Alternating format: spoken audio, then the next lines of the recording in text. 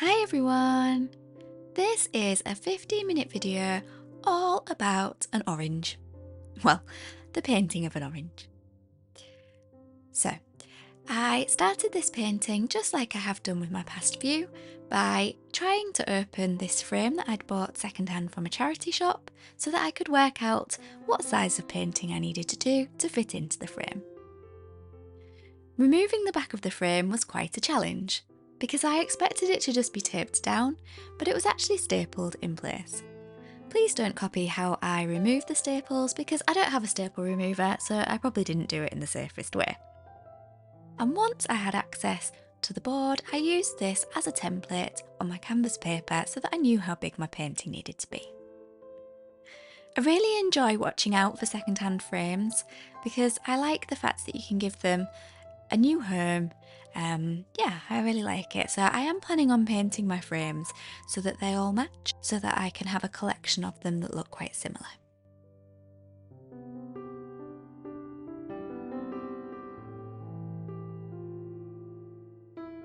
So I started by painting my canvas paper with this yellow ochre primer. No, it's not yellow ochre. This raw sienna primer. And then I did some underpainting.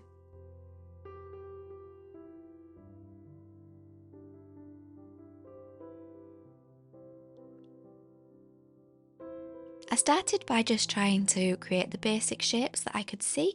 I had an orange in front of me, and so I was using that as my reference. And the orange was half peeled.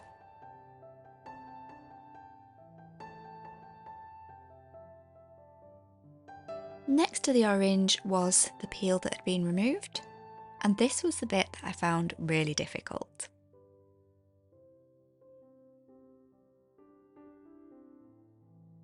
I'm fairly new to underpainting, and I really like it.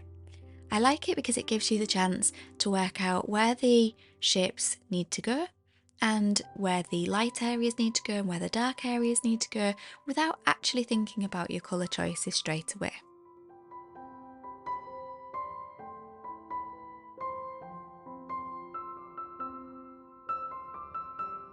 When I started to add the colours, this is where I found it to be quite a challenge, because I found it difficult to work out exactly what colour an orange is.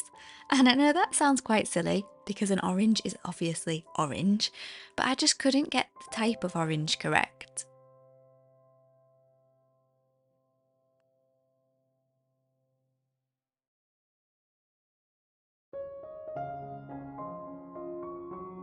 If anyone who's watching this video has painted oranges before, I'd love to know what colours you use.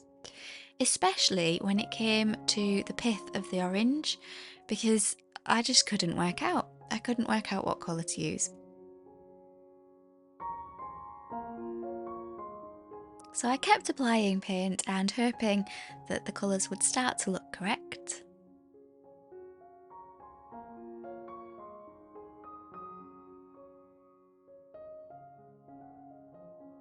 And it was also quite difficult because I was working under artificial lighting because it was dark. I was painting on the evening. So this is where I really didn't choose the correct colours. So this was the inside of the orange peel that obviously is where it's all pith, and I just couldn't work out what colour the pith is meant to be. I am now thinking I should have maybe used more of a yellowy colour, but where the shadows were falling on the pith, I just couldn't work out what colour it was. So any advice on that would be great, because it certainly shouldn't have been the colour that I was painting it now, which appears to be more of a pinky colour. So I did end up completely painting this out and adding different colours and trying out different shades, but in the end I completely painted out this bit of orange peel and changed my image completely. But this then meant that the composition of the painting needed changing too, so I'll talk about that as we go through the video.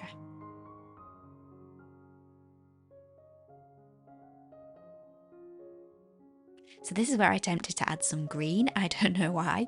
I was just trying to add anything to make it look different because I couldn't work out what colour it was meant to be.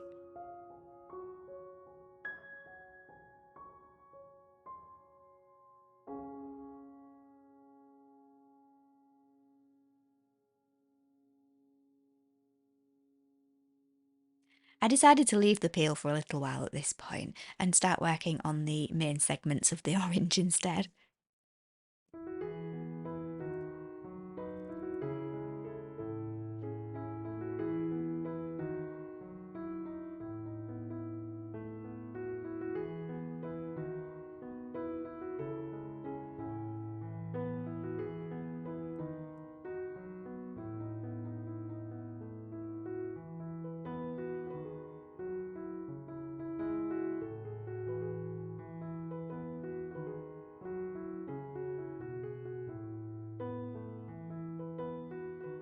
So at this point, the colours were starting to go to more of a peachy colour.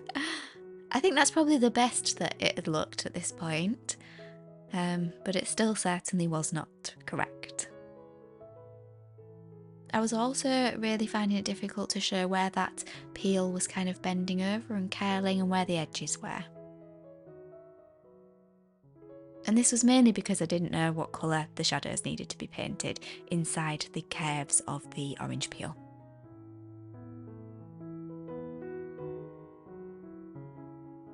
I'm so glad that I didn't give up on this painting when I was finding it difficult, because actually I really persevered, and by the end of it, it actually turned into one of my favourite paintings.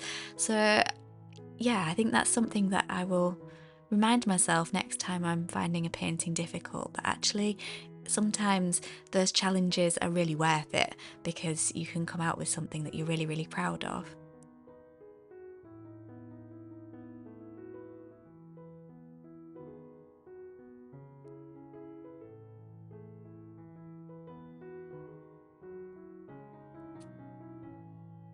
So I tried reducing the orange peel here a little bit, but that didn't work. So as I was trying to paint some shadows around the edges, I just made the decision to completely paint this orange peel out and have a rethink about the whole composition of the painting. So there it goes. Bye bye orange peel.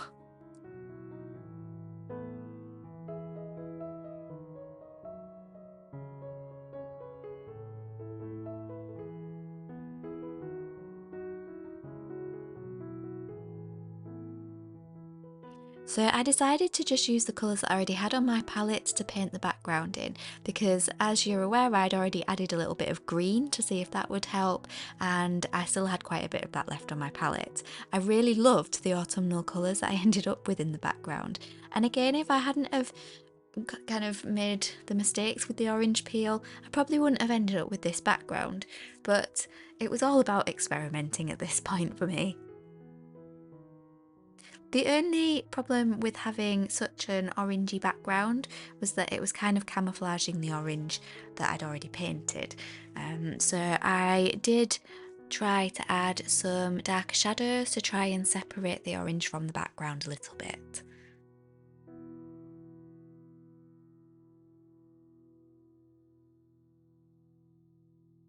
At this point I started to add some detail, but I did then go back and add some more depth to the colours, and then I went back again to add some more detail. So I think I was getting tired at this point. I'd been painting for quite a while, and it really benefited me to stop for the evening and to come back to this the next day. I don't normally do that. I normally sit and do a whole painting in one session. So yeah, it's really rare that I come back to a painting the next day. So this is quite a special painting for me because I'm really proud of myself for not giving up. I'm using water mixable oil paints here, and I love oil paints because I like the fact that they don't dry too quickly, so it means that you can sort of play with the colours even though they're already on the paper or on the canvas. This is how the painting looked the next morning, and you can see that it already started to dry quite a lot, and the colours were a little bit less shiny now because it was a bit more dry, and so it helped me to see the colours that I had really applied. Now, when I went back to the painting, I definitely knew that I wanted to add something else, because now it looked like quite a small orange with a lot of background and a lot of table around it. So in terms of the composition, I just didn't think it looked right. So I wanted to add something that was quite autumnal because of the colours of the painting, and I decided to try and add an oak leaf with some acorns on the branch.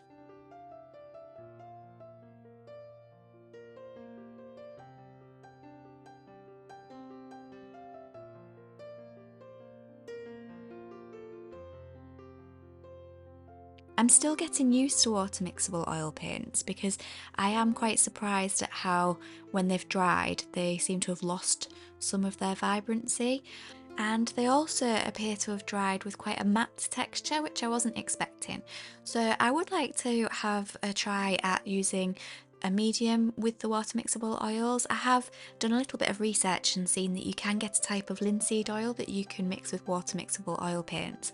So if anyone's got any experience of using linseed oil with water mixable oil paints, I'd love to hear your experiences. Yeah, that's something that I am going to try in the future, just to see how it affects the texture and the consistency of the paint, and see how it affects how it dries, because I was also surprised at how quickly these oil paints dried. I actually liked the speed at which they dried because they stayed wet whilst I was doing the painting, but then when I came back to them the next day, they were already quite dry. And I had been painting a quite thin layer of paint, and obviously the thicker the paint, the longer it takes to dry. But yeah, I was surprised at how quickly they dried and at how they lost their shiny appearance.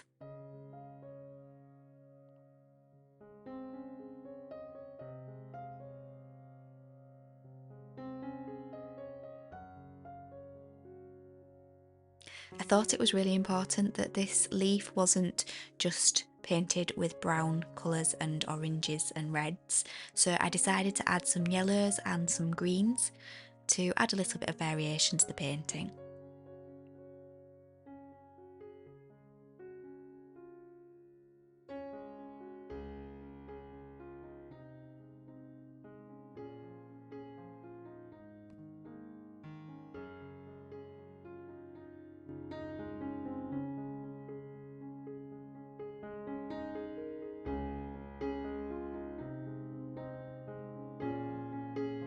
With the little acorn here, I'd painted the curve of the acorn cup with quite a flat edge, and it stopped it from looking as 3D, so I did keep going back to that just to change the angle at which it was curving slightly. Is it called an acorn cup? Or have I just made that up? I don't know if it's called an acorn cup, the little bit that holds the acorn.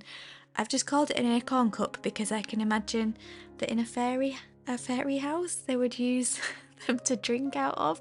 Uh, I used to watch, when I was younger, I used to watch the film A Fairy Tale, A True Story. It was my favourite film, and they had this incredible fairy house where the fairies lived, and that's probably part of the inspiration for my love for making miniatures. So if you've only watched my painting videos, you might want to have a little look and see I've got a lot of doll's house videos on my YouTube channel too.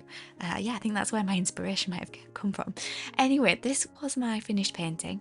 I am still tempted to maybe put something on the left hand side at the back of the table or hanging down from the top, just to try and balance out the composition, but I'll have a think about that.